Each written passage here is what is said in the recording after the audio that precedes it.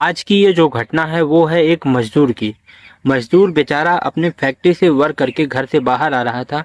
तभी एक white colour की वैन आती है और उससे काफी लड़कियां भरी होती है जो कि बहुत ही अमीर घर की लड़कियां होती हैं।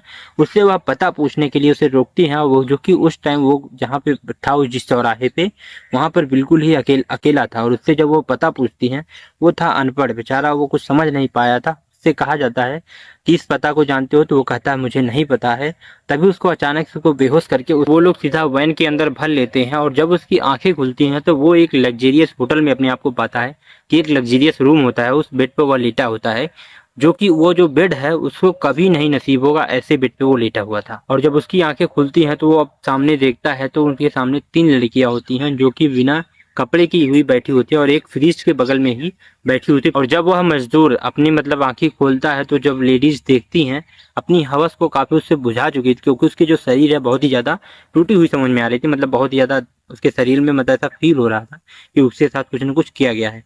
तो उसके बाद जब आंखें खुलती तो लड़कियां देखती हैं, फिर उसको एक दवा जबरदस्ती उसको पिला देती हैं। वो नहीं पीता है, फिर भी उसको पिला देती है। तो चलिए फिर इस घटना को जानते हैं कि आखिर ये 3 लड़कियां कौन है और इस मजदूर को क्यों ऐसा कर रही हैं। आखिर क्या इनकी कारण है कि जो अपनी हवस को इस मजदूर के ऊपर अपना हवस मिटाना चाहती हैं। नमस्कार दोस्तों, आज की यह जो सच्ची घटना है वह पंजाब प्रदेश का ही एक शहर है जालंधर, और उसी जालंधर का ही एक इलाका लगाता है कपूराथल रोड। दरअसल 21 सितंबर 2022 की यह करीब 7:30 बजे के आसपास की यह घटना है, जब सड़क पर पूरी तरीके से अंधेरा छाया हुआ था और सड़क पर स्ट्रीट लाइट जल रही थी। एक मजदूर जो अपने चमड़ा फैक्ट्री से वर्क करके सीधा अपने घर के लिए जा रहा था, तभी उसके बराबर में एक व्हाइट कलर की वैन आकर रुकती है। और जैसे ही कार रुकती है और कार रुकने के बाद उसके शीशे डाउन होते हैं, शीशे डाउन होने के बाद उस व्यक्ति की तरफ आवाज जाती है और कहती हैं, भाई साहब जरा सुनो, आपसे बहुत जरूरी कुछ काम है। जैसे ही वह मजदूर लड़का सीधा कार के पास जाकर पहुंचता है तो वहां कार के अंदर से एक पर्ची निकलती है और लड़की कहती है, क्या आप इस पते को जानते हैं, क्या आप हमारी मदद कर सकते हैं। और कहती है कि हमें इस पते के बारे में बता दो अगर आपको कुछ भी जानकारी हो तो। तब वो आदमी कहता है, हमें इस पते के बारे में ज्यादा कुछ पता नहीं है और मैं पढ़ा लिखा नहीं हूँ, मैं एक चमड़ा फैक्ट्री में कार्य करता हूँ, हमें इसके बारे में कुछ भी नॉलेज होता तो मैं आपको बता देता, और मैं 400 रुपये कमाता हूँ, इससे ज्यादा मेरी औकात नहीं। और जब वह इस तरीके की बातें कर रहा था और करते ही करते तभी अचानक उसके मुंह पर अचानक से कुछ ठंडी वस्तुएं गिरती हैं। इससे पहले वह मजदूर इस केमिकल के बारे में कुछ समझ पाता, वो उस केमिकल ने अपना रिएक्शन कर दिया और वो मजदूर बेचारा वहीं पर बेहोश होकर गिर गया। बेहोश होने के बाद यानी कुछ देर, यानी 7 बजे का यह वाकया है, लगभग 2 घंटे के बाद यानी करीब 9 बज गए थे, उसके बाद उसकी आंखें खुलती हैं तो वह एक अपने आप को आलीशान कमरे के अंदर, उस कमरे के अंदर हर एक सुख सुविधा थी। इसके बाद वह मजदूर अपनी नजरें हर एक दीवारें और हर जहाँ जहाँ छत पर मारता है तो उसने कभी भी पूरी अपनी जिंदगी में ऐसा कमरा, ऐसा घर कभी भी नहीं देखा था।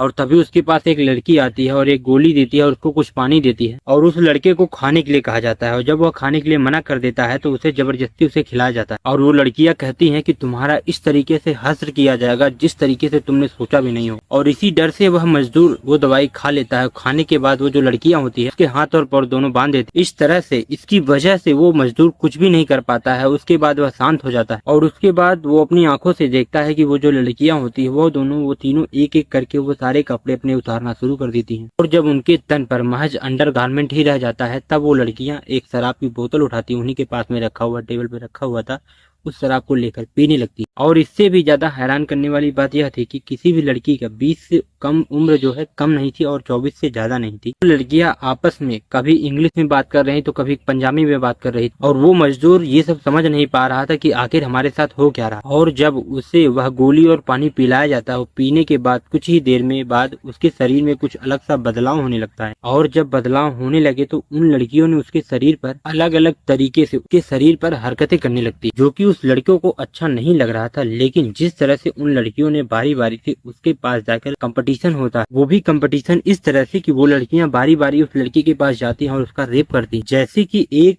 पुरुष किसी महिला या किसी लड़की का रेप करता है, बलात्कार करता है। और वो लड़का रो रहा था, गिड़गिड़ा रहा था कि मुझे छोड़ दो, मुझे जाने दो। और वो मजदूर कहता है कि मैडम मुझे जाने दो, तुम मुझे जानती नहीं हो, मैं एक मजदूर हूँ, मैं खाते कमाने वाला घर क्या हूँ, जो मैं कमाता हूँ तो मेरा घर चलता है, मुझे छोड़ दो, ये सब आप क्या कर रहे हैं। लेकिन वो चारों की चारों लड़कियां हवस में भूखी थी और शायद उन्हें अपनी हवस को पूरी करने के अलावा और किसी की ख्वाहिश नहीं दिख रही। और ऐसे करते करते रात के करीब 3 बज जाते हैं और 3 बजे तक वो लोग इस लड़के के साथ गंदा गंदा घिनौना कृत्य करते रहती हैं और 3 बजने के बाद उस लड़कियों को फिर से बेहोश करके उस गाड़ी में ला करके जहाँ से उसे उठाई थी वहीं पर उसे ले जाकर के फेंक देती। और अगले दिन वो लड़का सीधा थाने पहुंचता और थाने पहुंचने तक वो अपनी पूरी सारी परेशानी बताने की कोशिश करता है। इससे पहले वह थाने से लौटकर चला आता है क्योंकि वह गरीब आदमी, तो शायद पुलिस उसके ऊपर कार्रवाई करती या ना करती। उसके बाद वह अपने घर लौट आता है। घर लौटने के बाद घर वालों से अपनी बीती सारी रात में जो कहानी बीती थी उसे अपने घर वालों को बताता है और यही बात घर वालों के माध्यम से सीधा मीडिया तक पहुंच जाती है, जो आज मैं आप सभी के बीच में यह घटना लाया। और जब यह बात मीडिया तक पहुंच जाती है तो ऐसी कौन सा टेलीविजन, ऐसा कौन सा वेबसाइट या फिर ऐसा कौन सा चैनल था जहां पर इस घटना की चर्चा नहीं की। हर जगह एक ही चर्चा चल रहा था कि 4 बड़े घर की लड़कियां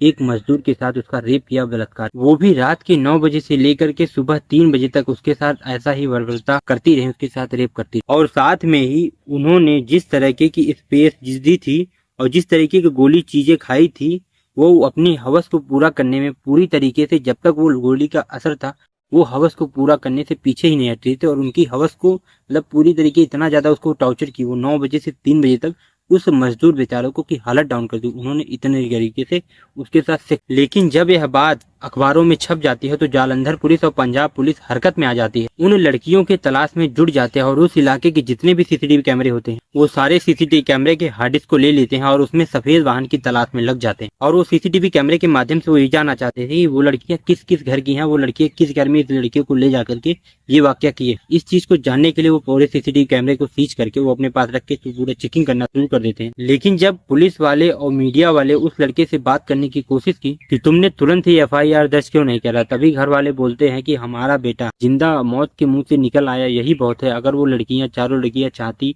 तो इसका मर्डर भी कर सकती थी, लेकिन वो नहीं की। वो बहुत ही अच्छी, इस वजह से हम लोगों ने FIR दर्ज नहीं करवाया कि वो लोग फिर से हमारे बच्चे को पकड़ के ले जाएं और उसके साथ कुछ और हरकतें कर सकती थी, लेकिन वो लोग नहीं की।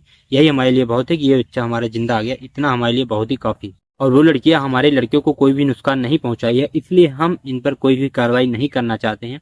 वैसे भी हम गरीब हैं, 10 से 12 हजार रुपये महीने कमाते हैं, जिससे हमारा घर संसार अच्छे से चलता है। अगर मैं इस केस के पीछे भी पड़ती हूँ तो हमारे काफी इतना पैसा ही नहीं रहेगा जिससे मैं इस केस को लड़ सकूं। वैसे भी वो लोग बड़े घर की लड़कियां हैं, तो वजह से उसने वहां पर FIR दर्ज नहीं करवाया था। उसके बाद वो जो जालंधर पुलिस और पंजाब पुलिस हो जाती है, वो उन चारों लड़कियों को खोजने की पूरी हरकत में लग जाती है। और पुलिस वाले उन लड़कियों के बारे में जानकारी लेते हैं कि ये क्या पहली बार घटना है या और भी ये जो लड़कियां हैं वो और भी पहले से ये लड़कियों को पकड़ के ले जाती है, उनके साथ ऐसा घिनौना गंदा कृत्य करते हैं। इस बात को जानने के लिए पूरी कोशिश कर देते हैं, पूरा जी जान लगा के ढूंढने लगते हैं, उन चारों लड़कियों के बारे में जानकारी लेने लगते हैं। फिलहाल उस लड़कियों को पकड़ नहीं पाती है जालंधर पुलिस, और जो पंजाब पुलिस होती है वो बहुत ही कोशिश करते हैं उस लड़की को पकड़ने की, लेकिन वो लड़की पकड़ में नहीं आती है। लेकिन वो लोग काफी तलाश अब भी जारी है, और ये जब घटना जारी हुआ तो इस टाइम भी ज्यादातर जो यह घटना है इसको जारी किया गया, ढूंढ रहे हैं अभी उन लड़कियों को। उस व्हाइट वैन के माध्यम से उनका मालिक पता चलेगा, जो लड़कियां हैं वो किस घर की हैं, ये सब चीजें पता चलेगी। लेकिन और फिलहाल इस केस में कितना झूठा है और कितना सत्य है, जब ये लड़कियां पकड़ी जाएंगी तभी पता चलेगा कि ये झूठा केस है या सच्चा है। इसके बारे में फिलहाल इतनी ही जानकारी है। बाकी हम आपको इस घटना को सुनाकर आपके दिल को ठेस पहुंचाने के लिए नहीं थे, बस मैं आप सभी को जागरूक और सचेत करने के लिए इस घटना को सुनाया था कि आज के टाइम पे ऐसे ऐसे लोग भी हैं जो ऐसी घटना को अंजाम दे सकते हैं। इसलिए आप तो सतर्क रहें और सचेत रहें, और आप लोग अपना ध्यान भी दें। इसी चीज को मैं इस घटना को सुनाने के पर्पज से आज मैं आप सभी को आया था। फिलहाल मैं जाते जाते मैं आप सभी को एक चीज बता दूं कि मैं खुद अब आप सभी को 50 रुपए देने वाला हूं। बस आप सभी को मेरे वीडियो को लाइक करके चैनल को सब्सक्राइब करना होगा जिसने नहीं किया, और एक प्यारा सा कमेंट करना होगा, और अपने दोस्तों के पास इस चैनल को शेयर करना होगा कि आप इस वीडियो को देखें, जिससे हमारे चैनल का भी प्रमोट हो और आप सभी को 50 रुपए जीतने का मौका मिले। बस आप सभी को करना क्या है, जब मैं पर वीक आप सभी को जिसमें जो भी विनर अनाउंस होगा मैं उसको अपने कम्युनिटी टैब पे पोस्ट कर दूंगा, उसको कमेंट में मैसेज भी कर दूंगा। वो सीधा मेरे इंस्टाग्राम पे मैसेज करेगा, वहाँ पे अपना QR कोड भी भेजेगा, मैं तुरंत उसको इजीली 50 रुपए 1 या 2 बंदे को हर हफ्ते में विनर करूंगा।